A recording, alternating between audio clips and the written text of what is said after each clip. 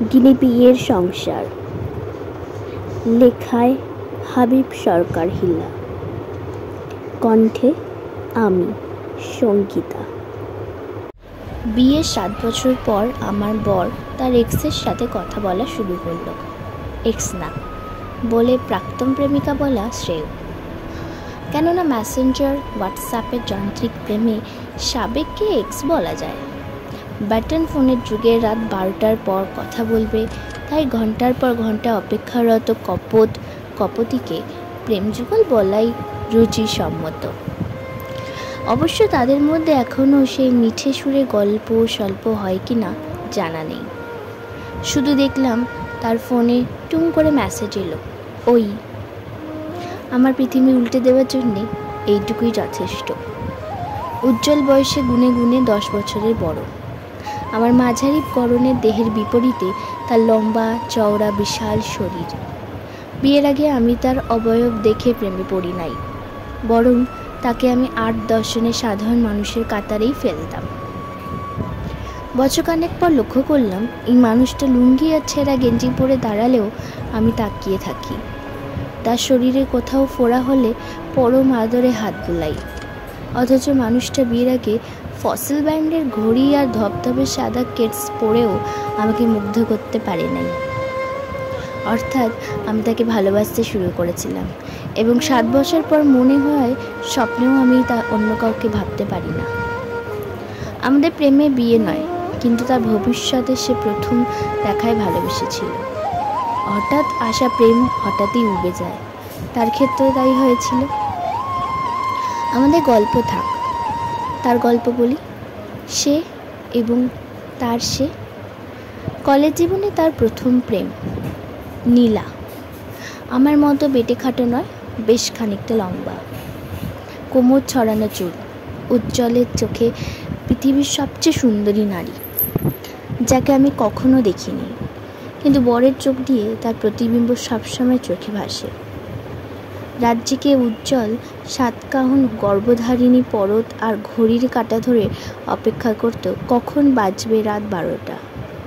মফস্বলে রাত 12টা মানে নিশুতি রাত, শুনশান নীরবতা। কলরেজ সেকেন্ড প্রতি আধা পয়সা হতে উজ্জ্বল ফোন দিত। উপাস থেকে মেয়েলি স্বরে ভেসে আসতো, হ্যালো। যার কণ্ঠ শ্বাস প্রশ্বাসে উঠানামা শুনেই এপাশে মানুষটা বুঝে যেত অন্যজন কেমন আছে। একসাথে ঘন্টার পর ঘন্টা রিকশায় ঘুরে বেড়ানো অথবা রেস্টুরেন্টে চুপি চুপি হাত ধরে বসে থাকা সময়গুলো দ্রুত ফুরিয়ে যায়। সমবয়সী প্রেমের ক্ষেত্রে যা হয়, বান্ধবীর বিয়ে হয়ে যায়, বন্ধুটি একা হয়ে যায়। উজ্জ্বলের ক্ষেত্রেও তাই হয়েছিল। ওদের গল্পটা খুব কাছ থেকে আমাদের জানা। তার কাঁধে মাথা রেখে কত শত কথায় ফাঁকে কখনো সে অতীতের গল্পে বলা বলতো। আমি ওর ভাবালু চোখ দিয়ে তাকিয়ে সেই মেয়েটাকে দেখতাম, ওর জীবনের প্রথম নারী।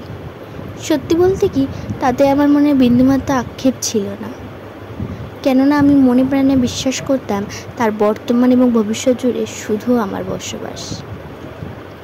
অথচ ছোট্ট একটা মেসেজ আমার ভাবনা কেমন মিথ্যে করে ফেললো। সে তার অতীতকে মিস করছে বলেই তার গল্পে ঘুরে ফিরে একজন আসে আর যথারীতি যোগাযোগ শুরু করেছে। যোগাযোগ হয়তো আমার অগোচরে আগেই ছিল, হঠাৎ আমি রেখে মাথায় বজ্রাঘাত ঘটল। অন্য কোনো মেয়ে হলে চুপি চুপি কিছুদিন গোয়েন্দাগিরি করে জল কতখানি গলা হয়েছে তলিয়ে দেখত। আমি বোকা হাঁদার মতো তখনই চিৎকার চেঁচামেচি করে তার চুল টেনে ধরলাম। সে সমানে অস্বীকার করে গেল।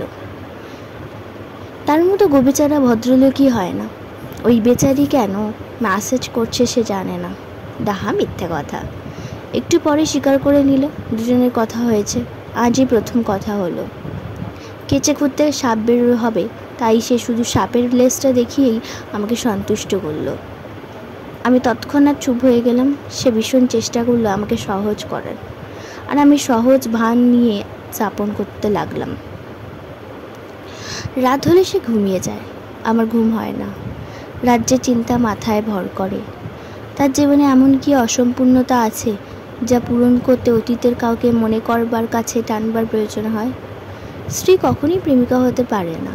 ঘরের স্ত্রীর উপর সাংসারিক কলহ, নিজের বাবা মার দায়িত্ব, আত্মীয়দের ঝামেলা আর অজস্র কটু একটা কথা চাপিয়ে দেবার পর তার মধ্য থেকে আর প্রেমিকা সুলভ আচরণ বের হয় না। আকাশের চাঁদ যেমন কাছে গেলে এবড়ো থেবড়ো পাহাড়ি জমিন, তেমনই প্রেমিকা ও স্ত্রীরূপে ঝগড়ুটে উস্কো শুষ্ক চুলের নারী, মহামানবী নয়। তবু যারে না পাই সে আমার 7 রাজ্যের ধন।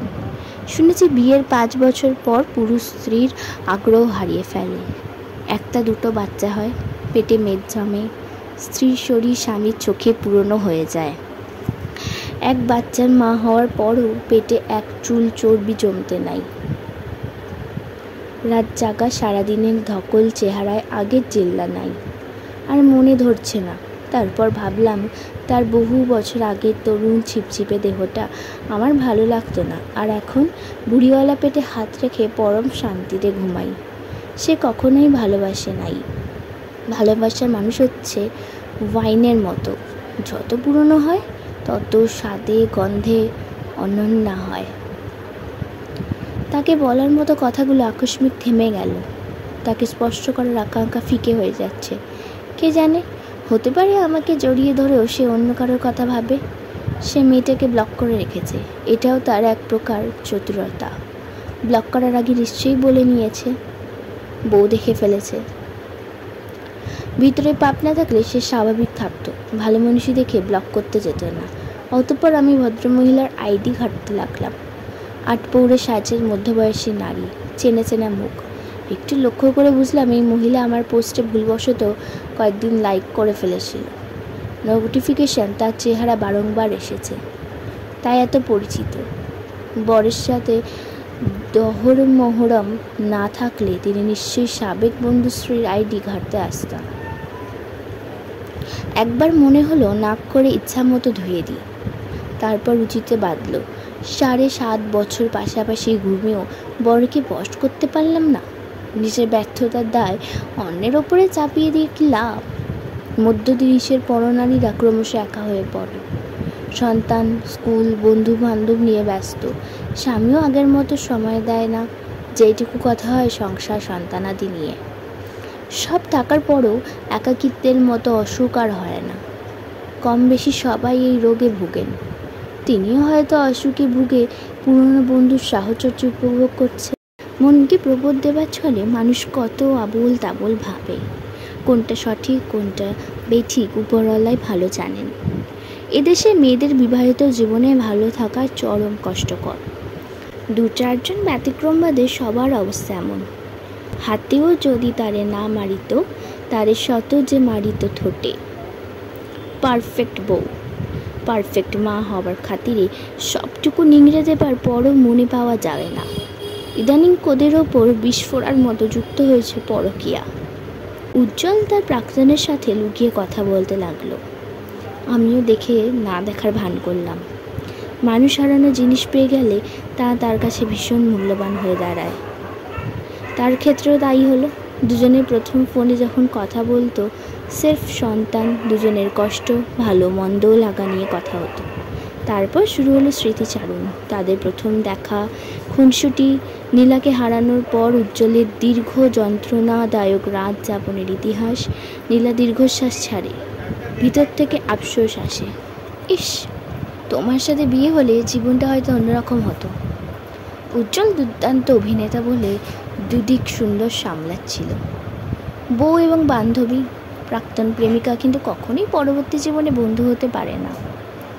যে হাত একবার কামনা স্পর্শ করা, সে হাত কখনোই রসক্ষীণ লাগার কথা নয়। দুজনের ছবি বিনিময়ে চলে। নীলা আগের মধ্যে সুন্দরী নেই, তবু উজ্জ্বলের মেদবহুল শরীরে সেই ছিপছিপে গরনের তরুণীর ছবি ভাসে। স্বামীর কাছে পরাজিত হয়েই সংসারে দেনা পাওনার হিসেব ভাবতে লাগলাম। যেই পুরুষ স্ত্রী এবং সন্তানের পরিবারের বাকি সব সদস্যের বিনোদনের জন্য ব্যবহার করে, তাকে এক কথায় কী বলে সংজ্ঞায়িত করা যায় বলুন তো?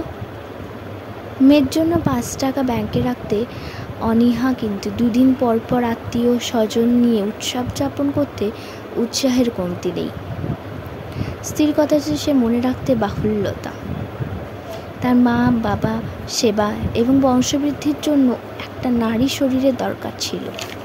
শুষ্ক কথায় শারীরিক সম্পর্ক তিক্ত, তাই দৈহিক মিলনের সাথে যুক্ত করেছিল কিছু মিঠে কথা। বোকা আমি সেই মিঠে কথার ঝুড়িকে আঁকড়ে ধরে ভেবেছিলাম ভালোবাসে। এক সন্ধ্যায় খেতে বসে কাছে ডাকলো। ইদানিং তাকে দেখলেই কেমন ঘিন ঘিন লাগে। গিরগিটির মতো রকমদলানো স্বভাবের লোকটাকে মুখের দিকে না তাকিয়ে উত্তর দিলাম, ডাকছো কেন? বসো। জানো আজ নীলার সাথে দেখা হলো। তোমার জন্য শাড়ি কিনতে মলে গিয়েছিলাম, দেখি নীলাও শাড়ি কিনছে। টেবিলের ওপর দামি শাড়ির বক্সটা কাফনের কাপড়ের মতো ড্যাব ড্যাব চোখ করে আমার দিকে তাকিয়ে আছে। ওবা ওর গল্পে আগ্রহ পাচ্ছিলাম না, শুধু শুনছিলাম একজন মানুষ কতটা গুছিয়ে মিথ্যে কথা বলতে পারে। রেস্টুরেন্টের জন্য দেখা করবে কালকের কনভারসেশনে দেখেছি আমি। তারপর ও আর আগের মতো নাই জানো, কেমন অন্যরকম হয়ে গেছে। ভালো লাগলো না। ভালো লাগলে কি হতো? তোমাদের সম্পর্ক হোয়াটসঅ্যাপ থেকে বিছানায় করাতো। সে খাবারের প্লেটটা ছুঁড়ে ফেলে দিল। হারামজাদি, তুই এত নিচে? জানি পরিবারের একমাত্র উপার্জনক্ষম ব্যক্তি হওয়ায় অন্য সব সদস্যরা কখনোই তার অন্যায় আচরণের প্রতিবাদ করতে আসবে না, বরং আঁচলে চাপা দিয়ে হাসবে। মেয়েটা দরজার আড়ালে দাঁড়িয়ে ভয়ে কাঁপছে। ছুটে মেয়েটাকে জড়িয়ে ধরতে যাব, কাচের টুকরা পায়ে দেখল। ব্যথা লাগছিল না। অধমটা নিজের দোষ ঢাকতে বলল, কত মানুষের বাইরে 2-3টা মেয়ের সাথে অ্যাফেয়ার থাকে, তবু ওরা তো ওভার রিয়াক্ট করে না। হাসলাম। অনেকদিন চাপা ক্ষোভের তিক্ততার হাসি। চিন্তা নেই, কালকে থেকে রিয়াক্ট করার জন্য বউটাই আর থাকবে না।